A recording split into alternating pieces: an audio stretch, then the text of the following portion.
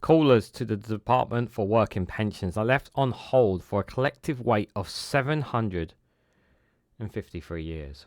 I'm going to read into this more from Sky News, you guys. Let's go.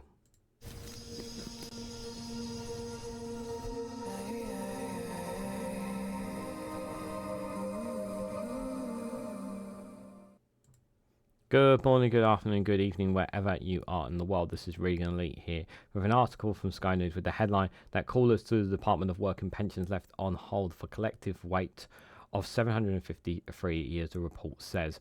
The wait time applied to more than 40 million calls made in 2023-2024, according to the National Audit Office, although more than 6 million of these calls were abandoned.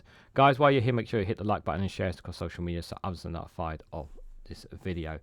This is extremely scary. Yes, it is just a report, but still, it's really important to be able to get in touch with the Department of Work and Pensions, the DWP. There's quite a significant problem here if you can't do that. I mean, it should not be this way, but we know.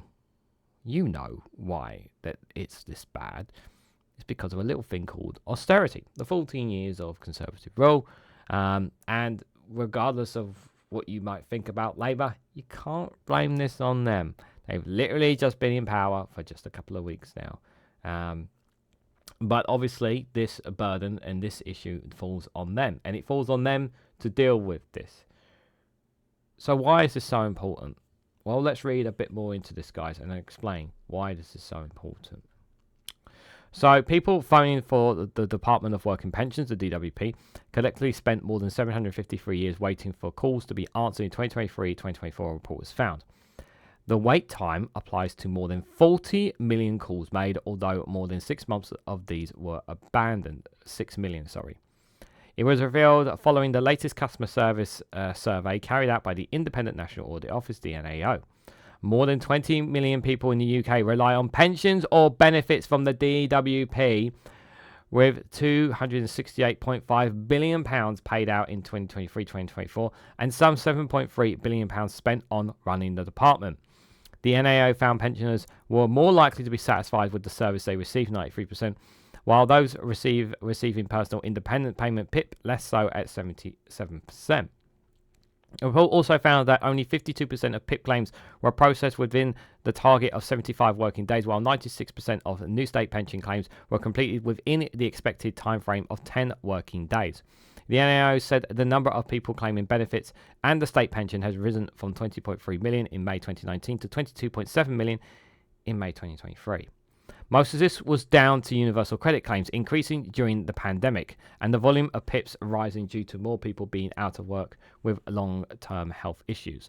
Yes, so, just a little bit before we go any further, obviously, yes, pensions and benefits. Very, very important stuff, guys. Very, very important to have that contact. And obviously, most of it is, you can manage it and deal with some of it online, but there's some cases, guys, where emails and online is not enough, and you actually need to physically, literally speak to somebody there to get answers. And there are cases in life where you have to talk to someone and not some AI bot online as well. So these are quite important things, and especially if they're people who are relying on personal independent payment to literally get by.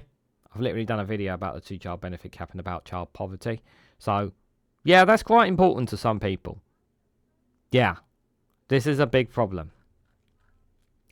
So when it comes to answering phone calls faster, the report says DWP told us it was planning to make more use of text messages to update customers, but noted that providing up-to-date information is not straightforward because of the range and complexities of its service. Then they need to simplify the service.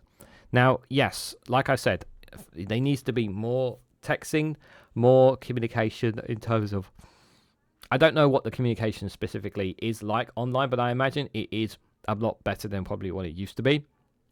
But obviously you need to make use of that, and you want to give as many options as you can to people so that they don't need to call up. However, there are circumstances where they need to. Now, obviously, the pandemic obviously played an impact on it as well, because obviously people weren't able to claim any kind of payments or whatnot because they were stuck at home and work wouldn't pay them and whatnot. And obviously, Rishi Sunak came to the rescue as the Chancellor at the time with the furlough scheme.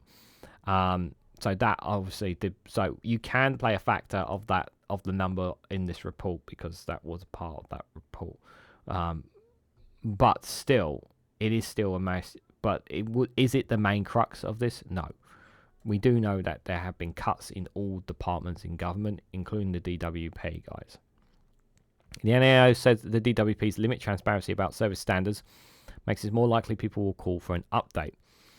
Across 8 benefits checked by the DWP, it's estimated 31.6 million minutes of phone calls were avoidable, around 43% of time spent on the phone during the 2022-2023 period. And a DWP spokesperson said, "We acknowledge the challenges set out in this report and are committed to providing an efficient and compassionate welfare system.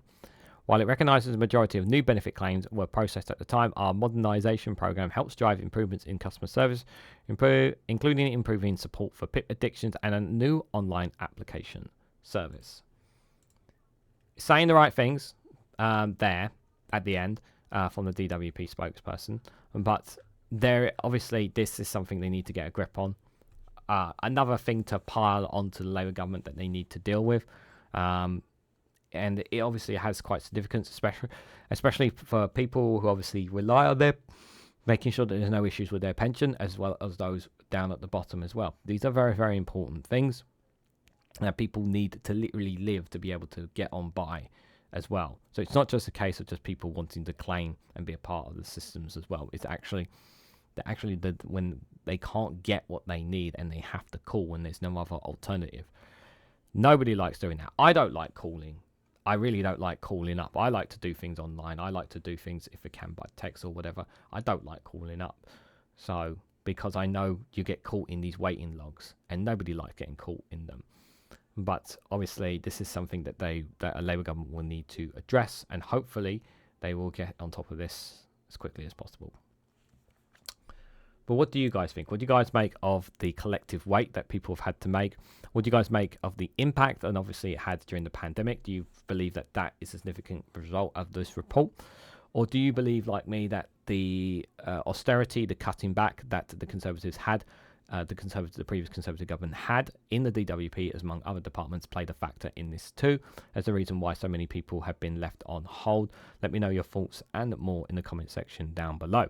If you found this video interesting, please hit the like button, we greatly appreciate it. Share this across social media so others are notified of this video, and subscribe, because it really does help support the channel. And if you want to go one step further, financially support me and the work that I do here, you could do so by becoming a YouTube member for as little as 99p, or join me on Rumble or Patreon for exclusive content on those platforms. So thank you all so much for watching. Hope to catch you all very, very soon.